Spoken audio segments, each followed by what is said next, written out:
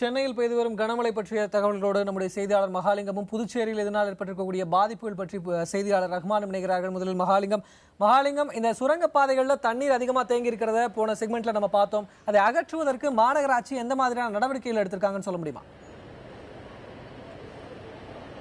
நிச்சயமாக விக்ரமன், நீங்க நேரடியாக பார்க்கலாம்.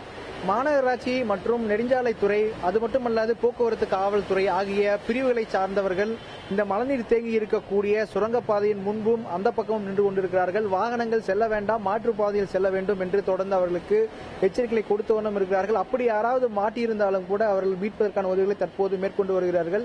இந்த பகுதியில் தேங்கி இருக்கும், இந்த சுரங்கப்பாதையில் தேங்கி இருக்கும் மழைநீரானது வடிவதற்கான வாய்ப்புகள் இன்னும் சில மணி நேரங்கள் இருப்பதாக சொல்லியிருக்கிறார்கள். ஏற்கனவே இந்த பகுதிக்குள் மழைநீர் வடிவதற்கான அனைத்து ஏற்பாடுகளும் இதற்குள்ளேயே, கட்டமைப்புகளும் இதற்குள்ளேயே செய்யப்பட்டிருக்கின்றன. ஆனால் மழை தொடர்ந்தால் இந்த வடிநீர் அமைப்பு எப்படி செயல்படும் என்று தெரியவில்லை. ஆனால் மழை நின்றுவிட்டால் சில மணி நேரங்களில் இந்த தண்ணீர் தானாகவே வற்றிவிடக்கூடிய வாய்ப்பு இருப்பதாக சொல்லப்பட்டிருக்கிறது. இருந்த போதிலும் தொடர்ந்து காவல்துறை, போக்குவரத்து காவல்துறையினர் இருந்தாலும் சரி, மாநகராட்சி இருந்தாலும் சரி, அவர்கள் தொடர்ந்து இந்த பகுதியில் கண்காணிப்பு ஈடுபட்டுக் கொண்டிருக்கிறார்கள். இந்த பகுதியைச் சேர்ந்த குப்பன் நம்மோடு இணைப்பில் இருக்கிறார். அவரிடம் இது குறித்து பேசலாம். சார், மாநகராட்சி இதற்கு என்ன நடவடிக்கை எடுக்க?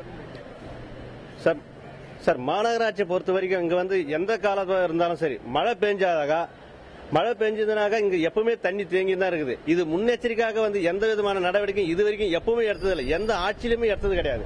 இதுல ஒரே தண்ணி, இந்த பிரிட்ஜ் மட்டும் கிடையாது, இதுக்கு அருகில் இருக்கும் இன்னொரு பிரிட்ஜிலும் இதே காலகட்டம் தான். சுத்து பக்கத்தில் எந்த ஏரியாவிலையும் ஆதம்பாக்கத்தில் உள்ள இருந்து வெளியே போக முடியாது, வெளியே வர முடியாது. ஆலந்தூர் வழியாக நெடுஞ்சாலைத்துறைக்கு போறதுக்கு ரொம்ப சிரமமா இருக்குது. நைட்டு ஃபுல்லா மழை பெஞ்சதுக்கு அதுக்கும் எந்த ஒரு இதுவும் இது வரைக்கும் மோட்டர் வச்சாது இறச்சிருக்கலாம். எந்த விதமான இதுவும் மோட்டர் வச்சு இறக்கவில்லை, ஒன்றும் பண்ணவும் இல்லை. ஆனா மக்கள் பாதி பேர் நடந்து போறாங்க, பாதி பேர் மழையில் நனைஞ்சிடும், எல்லா வசதியும் இருந்தும். ஆனா இந்த ஒரு மாநகராட்சி பொறுத்த வரைக்கும் இது வரைக்கும் இங்க எந்த நடவடிக்கை எடுக்கலன்றத நிச்சயமாக விக்ரமன், நீங்கள் பார்க்கலாம். பொதுமக்கள் தொடர்ந்து இந்த பகுதியில் மோட்டார் வைத்து உடனடியாக இந்த தண்ணீர் உறிஞ்சப்பட வேண்டும் என்ற ஒரு கோரிக்கை முன்வைத்திருக்கிறார்கள். ஆனால் மாநகராட்சி அதிகாரிகளிடம் கேட்டபொழுது இந்த பகுதிக்குள், அதாவது தண்ணீர் தேங்கி நிற்கும் இந்த சுரங்க பாதைக்குள்ளாகவே வடிந்து செல்வதற்கான ஏற்பாடுகள் எல்லாம் செய்யப்பட்டிருப்பதாக சொல்லப்பட்டிருக்கிறது. எனவே சில மணி நேரங்களில் மழை விட்டால் மழைநீர் தானாகவே வடிந்து சென்றுவிடும் என்ற ஒரு தகவல் மாநகராட்சி தரப்பில் சொல்லப்பட்டிருக்கிறது. ஆனால் மழை தொடர்ந்து பெய்து கொண்டுதான் இருக்கிறது. எனவே வாகன ஓட்டிகள் கடுமையான சிரமத்துக்குள்ளாயிருக்கிறார்கள். இந்த சுரங்கப்பாதை மட்டுமல்ல, இதே போன்ற பல சுரங்கப்பாதைகள் இந்த நிலைமையை நாம் பார்க்க முடிகிறது. விக்ரமன், மகாலிங்கம், மாநகராட்சி துரித கதியில நடவடிக்கை எடுத்து வராங்க அப்படிங்கிறது தெரியுது. இருந்தாலும் போக்குவரத்துக்கு என்ன மாதிரியான பாதிப்புகள் இது வரைக்கும் ஏற்பட்டிருக்கு? எங்கேயாவது போக்குவரத்து ஸ்தம்பித்து இருக்கிற மாதிரியான தகவல்கள் ஏதாவது இருக்கா? நிச்சயமா விக்ரமன், சென்னையை பொறுத்த வரைக்கும் அண்ணா சாலை, பூந்தமல்லி நெடுஞ்சாலை, ஜவஹர்லால் நெடுஞ்சாலை ஆகிய 3 முக்கிய நெடுஞ்சாலைகள் இருக்கின்றன. அந்த நெடுஞ்சாலைகளில் போக்குவரத்து என்பது சொல்லிக் கொள்ளும்படியான பாதிப்புகள் இந்த மழையால் ஏற்படவில்லை என்றுதான் சொல்ல வேண்டும்.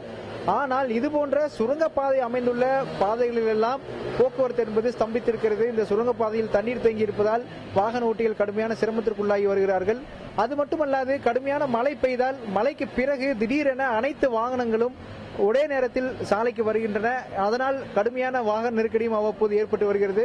எனவே இந்த வாகன நெருக்கடியை தவிர்க்க முடியாத ஒன்று என்று அதிகாரிகள் தெரிவித்திருக்கிறார்கள். இருந்த போதிலும் முன்னெச்சரிக்கை நடவடிக்கையாக எந்தெந்த சாலைகள் எல்லாம் தண்ணீர் தேங்கி நிற்கிறது, அந்த சாலைகளை எப்படியெல்லாம் அகற்ற வேண்டும் என்பது குறித்து அதிகாரிகள் தொடர்ந்து ஆய்வு மேற்கொண்டு வருவதாகவும், இதையெல்லாம் கவனித்து வருவதாகவும் மாநகராட்சி அதிகாரிகள் தெரிவித்திருக்கிறார்கள். சொல்லிக் கொள்ளும்படியாக பெரிய அளவில் போக்குவரத்து பாதிப்பு இல்லை என்று சொன்னாலும் கூட மழைநீர் தேங்கி இருக்கும் சாலைகளில் கடுமையான ஒரு நெருக்கடியை வாகன ஓட்டிகள் சந்தித்து வருகிறார்கள் என்றுதான் சொல்ல வேண்டும். விக்ரமன், மகாலிங்கம் இணைப்பில் இருங்க. புதுச்சேரி நிலவரத்தை கேட்கலாம். ரஹ்மான், புதுச்சேரியில அரசு என்ன மாதிரியான நடவடிக்கைகள் எடுத்து வருகிறது மழைநீரை அகற்றுவதற்கு? அதாவது விக்ரம், புதுச்சேரியை பொறுத்தவரை இன்று விடியற்காலை முதல் பலத்த சூறைக்காற்று வீசி வருவது காரணமாக பல்வேறு வீடுகளுக்கு பாதிப்பு ஏற்பட்டிருக்கின்றன. நான் நின்று கொண்டிருக்கக்கூடிய இந்த பகுதியில் ஏற்கனவே சொன்னது போன்று அரியாங்குப்பத்தில் ஒரு வீடு தரைமட்டமானது. அந்த வீடு இடிந்ததிலே முதியோர் ஒருவர் உயிரிழந்திருக்கின்றார். இதுபோன்று ஏராளமான வீடுகள் பாதிக்கப்பட்டிருக்கின்றன. அந்த வீடுகளில் இருக்கக்கூடியவர்களை அங்கிருந்து அப்புறப்படுத்தும் பணியிலே வருவாய்த்துறை அதிகாரிகள் ஈடுபட்டு வருகிறார்கள். தற்போது இந்த பகுதியை வருவாய்த்துறை அதிகாரிகள் ஆய்வு செய்திருக்கின்றார்கள். வட்டாட்சியர் வந்திருக்கிறார். நாம் இதற்காக செய்யப்பட்டிருக்கிற ஏற்பாடுகள் குறித்து கேட்போம்.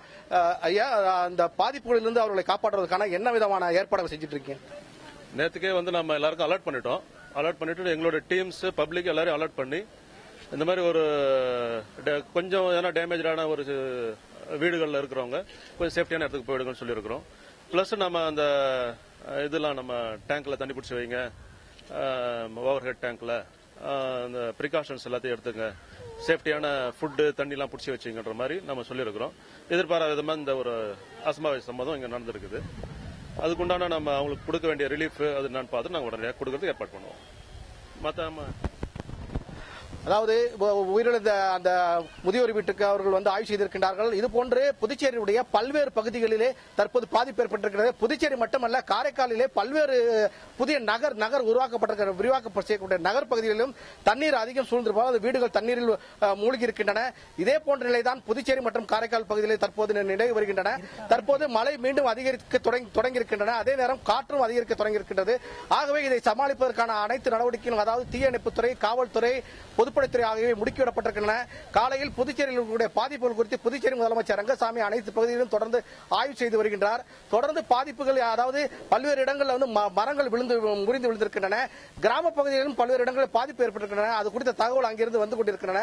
மேலும் இது குறித்து உரிய தகவல் பெறுவதற்கான முயற்சியில் தற்போது நம்ம ஈடுபட்டு வருகின்றோம். மேலும் நகர் பகுதிகளில் தற்போது மின் விநியோகம் முற்றிலுமாக நிறுத்தப்பட்டிருக்கின்றன.